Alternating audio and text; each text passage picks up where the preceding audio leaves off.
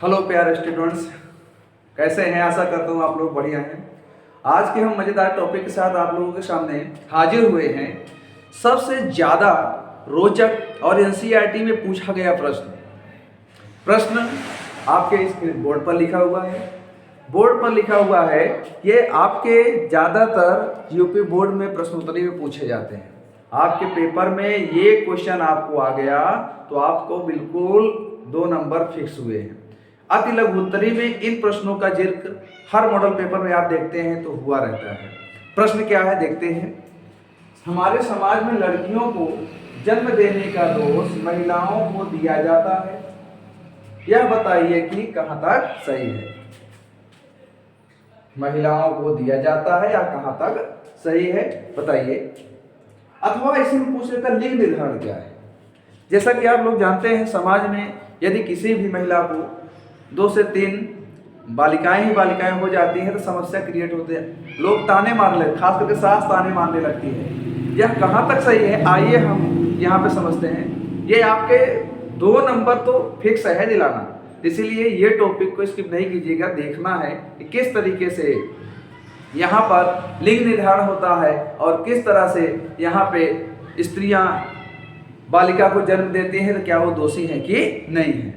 देखते हैं। देखिए, सबसे पहले हम देखेंगे यहाँ पे जो भी यहाँ पे महिलाएं बालिकाओं को जन्म दे रही हैं वो किसके आधार पर होता है? गुणसूत्र के आधार पर होता है। किस पे? गुणसूत्र। सबसे पहले हम देखेंगे गुणसूत्र के प्रकार।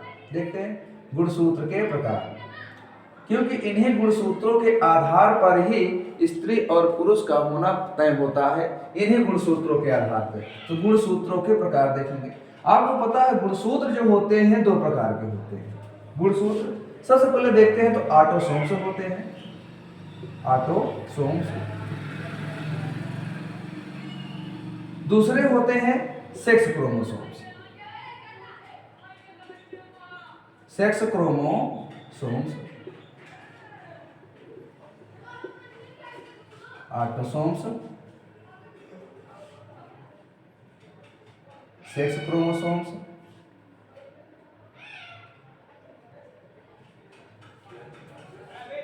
ऑटोसोम्स जो होते हैं ये दैहिक लक्षण को लेकर जाते हैं। इस लक्षण को दैहिक लक्षण को लेकर जाते हैं। दैहिक लक्षण जैसे आता है आंख का रंग, बाल का रंग, त्वचा का रंग, शरीर की आकार बनावट, ये सभी लेकर जाएगा कौन? ऑटोसोम्स। दैहिक लक्षण को लेकर जाता है। ये दैहिक लक्षण शरीर के लक्षण को दिखाता है। किसके लक्षण को? शरीर के लक्षण को एक पीढ़ी से दूसरी पीढ़ी में लेकर के जाता है। और ये जो क्रोमोसोम्स होता है ये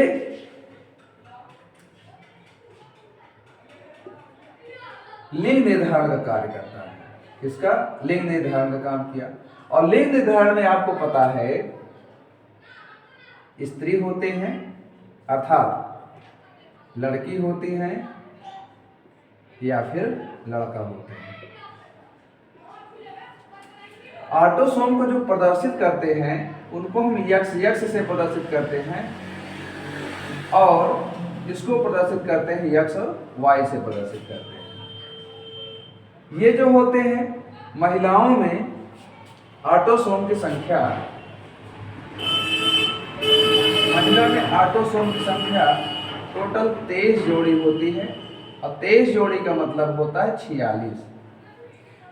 यहाँ पे अगर कहा जाता है 22 जोड़ी ऑटोसोम्स होते हैं। ऑटोसोम्स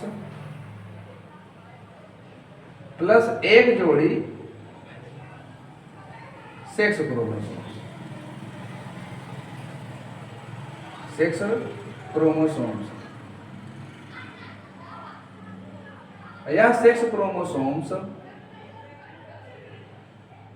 यह जो सेक्स क्रोमोसोम्स है इसको प्रदर्शित करते हैं एक्स वाई से और ऑटोसोम को प्रदर्शित करते हैं एक्स से। कहने का तात्पर्य ये जो सेक्स क्रोमोसोम्स है यही लड़का या लड़की होने का निर्धारण करता है। कौन सा? ये एक्स और वाई यही निर्धारण करता है लड़का बनेगा कि लड़की। तो ये 23वीं जोड़ी पर पाए जाते हैं। कैसी जोड़ी पर? 23वीं जोड़ी पर। तो इसको हम निर्धारण कैसे करेंगे देखेंगे। मान लीजिए इधर माता है, इधर है पिता। अब यहाँ पे माता जो होती हैं इनका जो गुणसूत्र होता है 23वीं जोड़ी का यक्ष यक्ष होता है, और जो पिता होते हैं इनका होता है यक्ष और वाई। आपको पता है कि एक से कोई भी, मान लीजिए ये जनक है, इनको हम जनक कहेंगे। अब ये जनक सेल है, अब ये जनक सेल है, जब ये जनक सेल शुक्राणु बनाएगा, क्योंकि आपको पता है जब शुक्राणु और अंडाणु का मिलन होता है तो निषेचन होगा, और निषेचन के बाद लड़का या लड़की का निर्माण होता है, भ्रूण का निर्माण होगा, वही सेल बनेगा, वही सेल से एक छोटा सा बेबी बनेगा। तो ये जो सेल है ये सेल दो भागों में डिवाइड होगा। जब ये दो भागों में डिवाइड होगा तो इसका आधा गुणसूत्र ये इधर की ओर चला जाएगा, आधा उधर की ओर चला जाएगा। जब ये भी डिवाइड होगा तो इसका आधा गुणसूत्र इधर चला गया, आधा गुणसूत्र बाहर चला गया। ये बना क्या, ये यहाँ पे हुआ अर्धसूत्री विभाजन। क्या हुआ, अर्धसूत्री विभाजन, और अर्धसूत्री विभाजन से बना का युग्मक बना। अब ये युग्मक क्या है, ये नर का युग्मक है, तो वो ये मादा का युग्मक है, तो ये नर का युग्मक है। अब इन्हीं एक एक युग्मकों का क्या होगा, निषेचन होगा, निषेचन। अब माना इसका पहला युग्मक आया, इसके साथ मिला, तो यहाँ पे इसका माता का आया एक यक्ष, पिता का आया एक यक्ष, तो यहाँ पे टोटल कितने हो गए, 23 जोड़ी हो गए। और ये जो 23 जोड़ी बना किसको दर्शा रहा है, लड़की को दर्शा रहा है, क्योंकि यक्ष यक्ष कहाँ पाए जाते हैं, यक्ष यक्ष महिला पाए जाते हैं, और महिला का मतलब होता है लड़की। अच्छा, अब ये मान लीजिए यहां से आया, इसका भी आपने आया, इसका इसी से करा दिया, तो ये इधर यक्ष से आया, यक्ष उधर से भी आया, तो ये भी क्या बन गया, लड़की। अब इसका आया, इसको हम तिरछा इसलिए कर दे रहे ताकि स्पष्ट दिखाई दे, नहीं तो चारों इकट्ठे हो जाते दिखाई नहीं देता है। इधर आया आपका यक्ष, इधर से आया वाई, तो वाई गुणसूत्र जैसे ही आ गया उसको क्या बन गया, लड़का बन गया। इधर से यक्ष जा रहा है, और पिता से क्या आया, वाई आया, बन गया लड़का। आपने देखा कि इन दोनों के केस में, ये दोनों केस में जहां जहां जाते हैं यक्ष से अगर मिलता है, पुरुष का यक्ष मिलता है, तो बन क्या गया, यहाँ पर नेचुरली लड़की लड़की बन गई। और यहाँ वाई जहां जाता है वो क्या बन गया, लड़का। तो यानी आपने कहा वाई के जाने से ही लड़का का निर्माण हुआ, इसका निर्माण लड़का का, और इस यक्ष के जाने से लड़की का निर्माण हुआ। किसका निर्माण हुआ, लड़की का निर्माण हुआ। तो आप जान सकते हैं कि ये आपका ये लड़की और ये लड़का, तो वाई के जाने से आपका लड़का बन जाएगा, यक्ष के जाने से आपकी लड़की बन जाएगी। अब ये महिला का गुणसूत्र कहीं भी किसी के साथ जाता है केवल दैहिक लक्षण लेके गया, तो इसलिए अगर कहा जाए हमारे समाज में लड़कियों को जन्म देने का दोष महिलाओं को दिया जाता है, तो ये बिल्कुल गलत है। क्योंकि महिलाओं का दोनों यक्ष आया तो आपको लड़की में भी गया और लड़के में भी गया, लेकिन जैसे ही ये यक्ष जहां जाता है, पुरुष का यक्ष जहां जाता है वहां पर लड़की बन जाती है, वाई जहां जाता है तो लड़का बन जाता है। तो यानी लड़का और लड़की का कारण क्या हुआ, पुरुष हुआ। तो यहाँ पर दोष किसको देना चाहिए, पुरुषों को दोष देना चाहिए, क्योंकि पुरुष के ही गुणसूत्रों के आधार पर लड़का और लड़की का निर्माण होता है।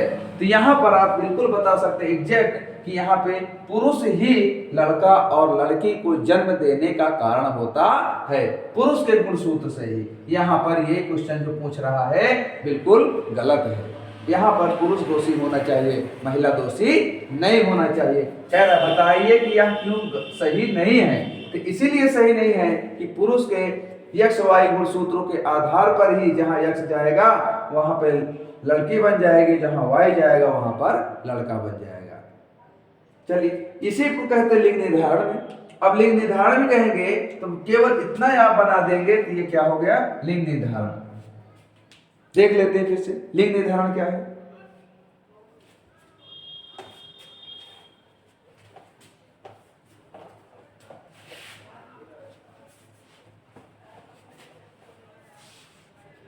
लिंग निर्धारण, अब इसी पे लिंग निर्धारण। अब आपको पता है गुणसूत्र के प्रकार होते हैं ऑटोसोम्स, ये देखें लिंग निर्धारण, ये दोनों क्वेश्चन आपके बहुत बोर्ड में बार बार पूछे गए हैं। पिछले साल भी आपके 2 नंबर में ये क्वेश्चन आपसे पूछे गए थे, थोड़ा सा लिखना होता है और इसके डायग्राम बना देने होते हैं, आपको 2 नंबर मिल जाता है। देखते हैं ऑटोसोम्स, और इसको बोलते हैं सेक्स क्रोमोसोम्स, सेक्स क्रोमोसोम। देखा, ऑटोसोम्स को हम क्या देखते हैं, एक्स से प्रदर्शित करते हैं, इनको एक्स वाई से प्रदर्शित करते हैं। अब यहां पे ये जो होता है महिला में पूरा 23 के 23 जोड़ी होती है,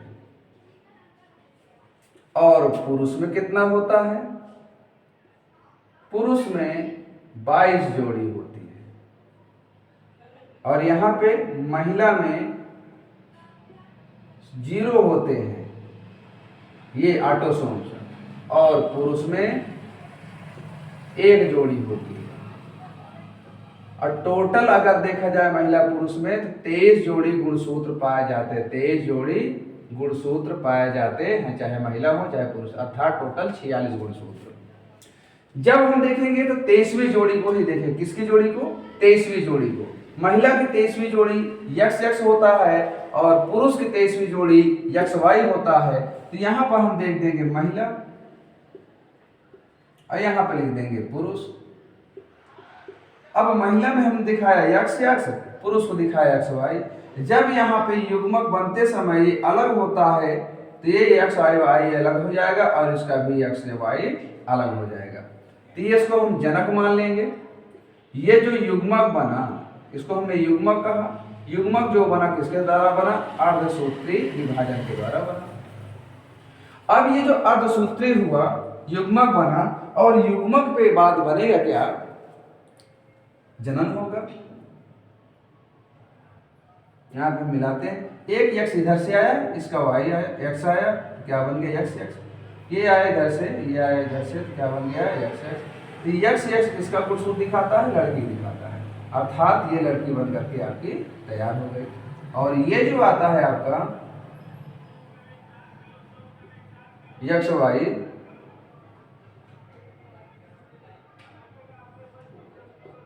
XY ये क्या बन गया, लड़का बन गया। ये क्या बन गया, लड़का बन गया।